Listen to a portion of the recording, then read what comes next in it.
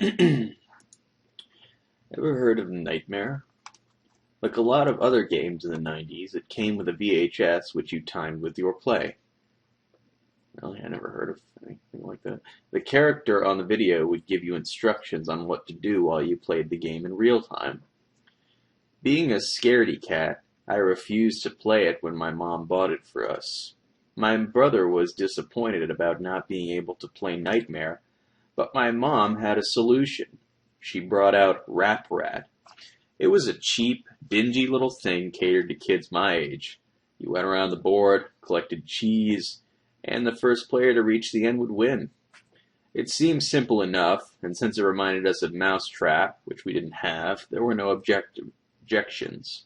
We popped the movie into the VHS and set up the board.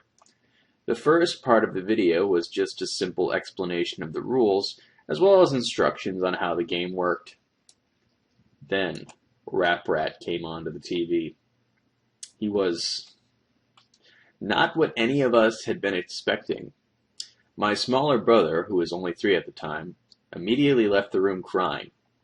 The rat didn't even resemble a rat. The ears were far too big. It had a mouth lined with 2 teeth, and the inside of the mouth looked almost swollen. The most striking part about the thing, though, was the eyes. They were large, glassy, and fish-like. I asked, then bothered, then begged my mom to turn it off. Rap Rat suddenly shouted loudly, screaming and wailing, saying, "It's your turn," in a demonic, low-pitched voice that was not at all like his normal obnoxious nasal voice. In the background, we could hear the narrator saying, "He's Rap Rat, and he's the boss," over and over again, in an overly serious tone. The video was indescribable. Images crossed the screen in quick succession, overcut with Rap Rat's expressionless eyes. The images were some of the things I was afraid of at the time. A person looking over a balcony, a hornet slowly stinging someone's eye, an extreme close-up of a tarantula, a pit full of writhing cobras, and a bloodied syringe filled with green fluid. Jello. We immediately turned the video off, and I ran out of the room screaming, slamming my door in the process. It took my mom 20 minutes to convince me that the video was gone, that I would never ever see it again. I had nightmares all week about Rap Rat. That wasn't the last time I saw Rap Rat. While my girlfriend and I were preparing to move in together, I was cleaning out the closet of my room and found Rap Rat again, with the same VHS and the same board game inside. It was almost perfectly intact, save for a thick layer of cobwebs and dust bunnies on top of it. This was strange. Didn't my mother get rid of it? And what was the game doing in my room? I let out a bit of a gasp when I found it. My girlfriend came to the room, asking what the matter was. Breathing harshly, I said, "Rap Rat." She laughed a bit, asking if it was a joke. I shook my head profusely, explaining it wasn't. She didn't believe me. Nobody did. And I decided the only way to prove it to her was to show her the video. I borrowed my neighbor's VHS and played the video for her. However, the images had changed. I saw a clown, its nose bursting and spraying blood onto the screen. I saw a woman alone in a dark room. I saw a man being forced to pick up white-hot metal and hold it in his outstretched hand, turning his hand to a leathery mass. The scratching I heard, as a confused child, picking up louder and louder. Then, Rap Rat showed up and began twisting and convulsing, its arms thrusting this way and that. Whatever that means. The costume wasn't a costume anymore. The felt was real fur. Its face wasn't plastic, but instead a bristle of thorns with teeth. The eyes turned inwards and suddenly popped out again.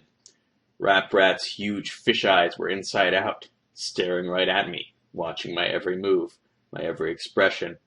It grinned widely and gestured at my girlfriend and I with a single outstretched, inhuman hand. A rat hand. I could hear the faintest scratching at my front door. The TV went blank and showed static. The scratching got louder. It wasn't scratching anymore, but thumping. The thumping of tiny feet on wood. My girlfriend embraced me in fear, whatever that means, and my senses kicked in. Before anything else could happen, I stopped the video, ejected it, and unplugged the VHS. The scratching stopped. When I looked out the living room window, nothing was there. The police showed up soon after, warning us that the neighbor had seen a figure outside of our door and had called us in concern.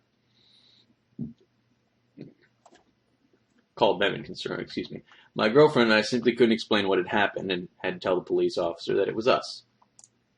I was furious that a children's game was terrifying me. I went to pick up the tape, but the VHS burned my hand.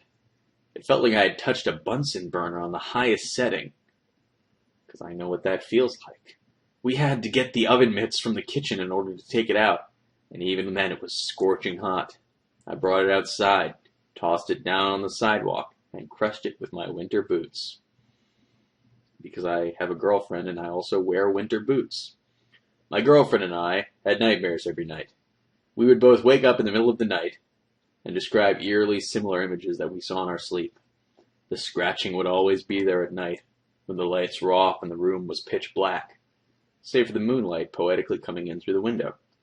Now, though the scratching would happen every time I went near the front door, and every time we said Rap Rat's name, it sounded as if something very small was dragging something across the ground outside of the door. Pacing. Waiting. I would simply wait, with the covers pulled up to my neck, until I succumbed to exhaustion. At this point, I was determined to sue the company for damages. The first thing I did was call my mother and ask her where she got Rap Rat. She had no idea. How could you not remember where you purchased something? I found a merchant who sold versions of Rap Rat and asked how I could get in touch with the company. He sent me this email. I don't know the game, but I know it was created by the same people who created Nightmare. The company's called A Couple of Cowboys. Try them. I did a bit more research and discovered that the company became defunct in 1994, only 2 years after the company created Rap Rat. I discovered why they did soon after. How Rap Rat came to be. In 1992, the year of the game's development, a couple of cowboys had commissioned a manufacturing company in Haiti to create the doll portrayed in the game. The company who created the puppet ran a sweatshop where they forced women and children to produce various components of the puppet, including the felt and plastic of the doll. One day, a young Haitian girl got her arm caught in the industrial sewing machine. The spring loader, unable to handle the weight of the machine, came loose and struck the child's neck, killing her instantly. A few days later, after the funeral, the mother of the child came to the factory, demanding to see the owner, who denied that he had anything to do with it. In a fit of rage, the mother said that the blood from the innocent would seep into every crevice of the doll, every component which it was created, and all who touched it would die.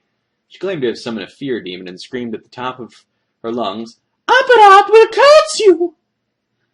The owner simply laughed and told his corporate bosses about Apparat. They spread the joke from person to person, and the game was renamed Rap Rat, a loose anagram of Apparat. Each recitation of the name Apparat brought with it greater and greater curse. Only 2 years after Rap Rat was created, the company was shut down and the owners hired by Mattel.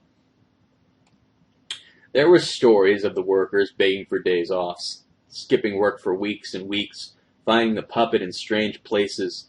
Sooner were stories of suicides, grim, violent suicides in which the workers would stab their hands and burn themselves to death, writing "I am fear" on the nearest surface in blood. Nobody knows where the Rap Rat doll went after the original creators disappeared. Some say that the last things the victim saw before going insane were large, sunken, fish-like eyes. Words of warning. Never, ever say Apparat out loud. Shit, they tell me that now? Whatever. Saying a demon's name out loud is an invitation to them, a calling. If you have already done this, cannot be undone. Do not try to speak to or contact Apparat. Avoid being awake between 3:30 and 4 a.m. when Rap Rat is most likely to try to scare you. The audio.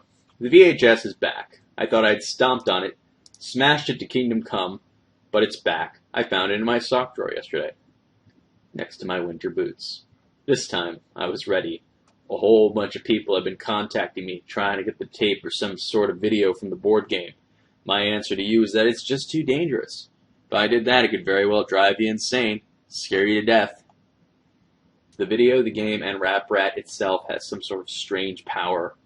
Rap Rat follows me everywhere I go. I see little shadows in the corner, I hear sounds coming down the hallway when I'm the only one home. If Rap Rat's there, I'll let you know, but he'll never let you see it. Until it's too late, of course. A lot of people have been watching the normal video from the normal board game. That's the thing. Rap Rat can be normal. It will trick you into thinking it's just a puppet, and then stalk you day and night.